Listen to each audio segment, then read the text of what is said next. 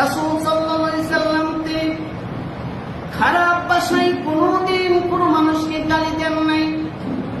মা আয়েশা রাদিয়াল্লাহু তাআলা আনহা বলেন, রাসূল সাল্লাল্লাহু আলাইহি সাল্লাম কোনদিন তিনি অশ্লীল ভাষায় কথা তো বলেন নাই, তার কোনো খাদেমকে একটা ধমক পর্যন্ত দেন নাই, তার কোনো খাদেমকে তিনি নিজ হাতে কোনদিন মারেন নাই। সুবহানাল্লাহ পড়বেন না?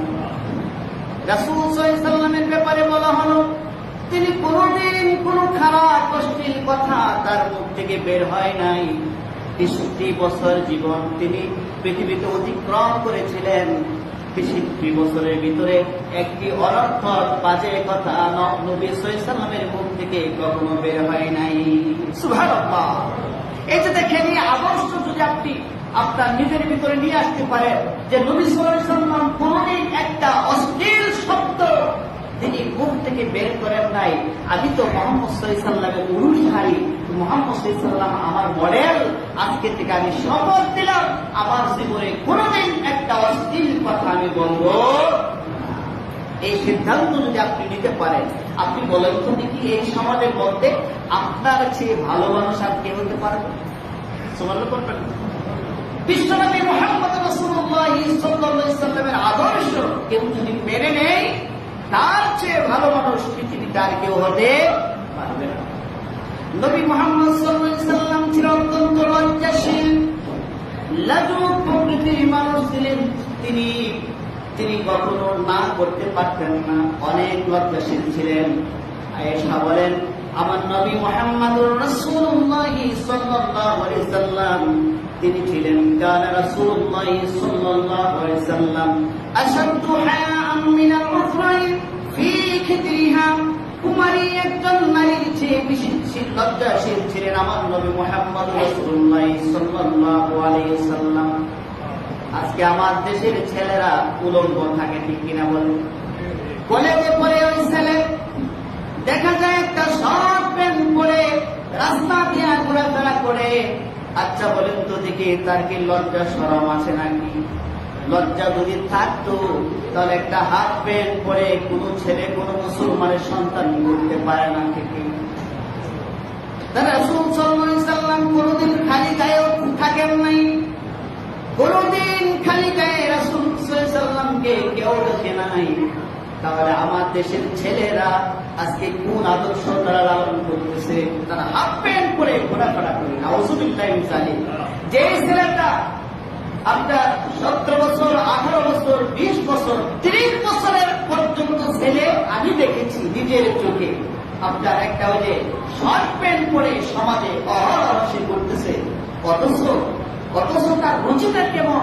সে যেই ফ্যামিলির সন্তান, যে মায়ের সন্তান, যে বাবার সন্তান, আমার প্রশ্ন, আমার কোয়েশ্চন, ওই বাবার মন মানসিকতা কেমন? আশ্চর্য লাগে, ঠিক কিনা বলেন?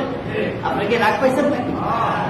রাসূল সাল্লাল্লাহু আলাইহি সাল্লাম ছিলেন সবচেয়ে বড় লজ্জাশীল। এই জন্য প্রত্যেকটা মানুষকে লজ্জাশীল হতে হবে, ঠিক কিনা বলেন? রাসূল সাল্লাল্লাহু আলাইহি সাল্লাম তিনি অনেক সময় নীরব থাকতেন। তিনি নীরব পছন্দ করতেন, নীরবতা তিনি পছন্দ করতেন। কখনো বাজে কথা, বাজে মন্তব্য, অনর্থক কথা তিনি কখনো বলতেন নাকি? নবী সাল্লাল্লাহু আলাইহি সাল্লাম যা যে কথাগুলো তিনি বলতেন, এই কথাগুলো ছিল পৃথিবীর মধ্যে শ্রেষ্ঠ কথা, ঠিক কিনা বলেন? নীরবতা তিনি পছন্দ করতেন। আজকে আমরা নীরব থাকতে পারি না। নীরবতা যে কত চমৎকার একটা বিষয়, আপনার নাজাতের জন্য নীরবতা একটা হচ্ছে উসিলা, একটা মাধ্যম। সুবহানাল্লাহ করেন। রাসূল সাল্লাল্লাহু আলাইহি সাল্লাম বলেছেন, মান সাকাতা নাজা, যে ব্যক্তি নীরব থাকলো, চুপ থাকলো, সে মুক্তি পেয়ে গেল। সুবহানাল্লাহ বলবেন না? আপনি কেন মিথ্যা কথা বলেন? আপনি কেন বন্ধুদের সাথে আপনি কেন অযথা বাজে গল্প করে সময় নষ্ট করেন? মিথ্যা কৌতুক বলে আপনি কেন সময় নষ্ট করেন? গীবত করে আপনি কেন সময় নষ্ট করেন? অনর্থ বাজে কথা বলে আপনি কেন সময় নষ্ট করেন?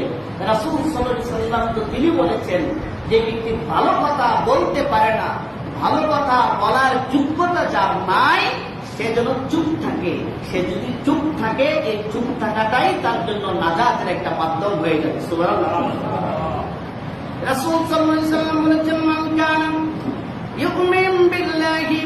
واليوم الآخر فليقل خيرا أو ليصمت। ভালো করে বুঝেন, রাসূল সাল্লাল্লাহু আলাইহি ওয়াসাল্লাম বলেছেন, মান কানা ইউমিন বিল্লাহি ওয়াল ইয়াউমিল আখির, যে লোকটা, যে ব্যক্তির আল্লাহর উপর ঈমান আছে আর পরকালের উপর ঈমান আছে, ফালিয়াকুল খাইরান, সে যেন ভালো ভালো কথা বলে। বলেন সুবহানাল্লাহ। আচ্ছা, আল্লাহর প্রতি ঈমান আছে আপনাদের? কথা বলেন তো দেখি, পরকালের উপর ঈমান আছে?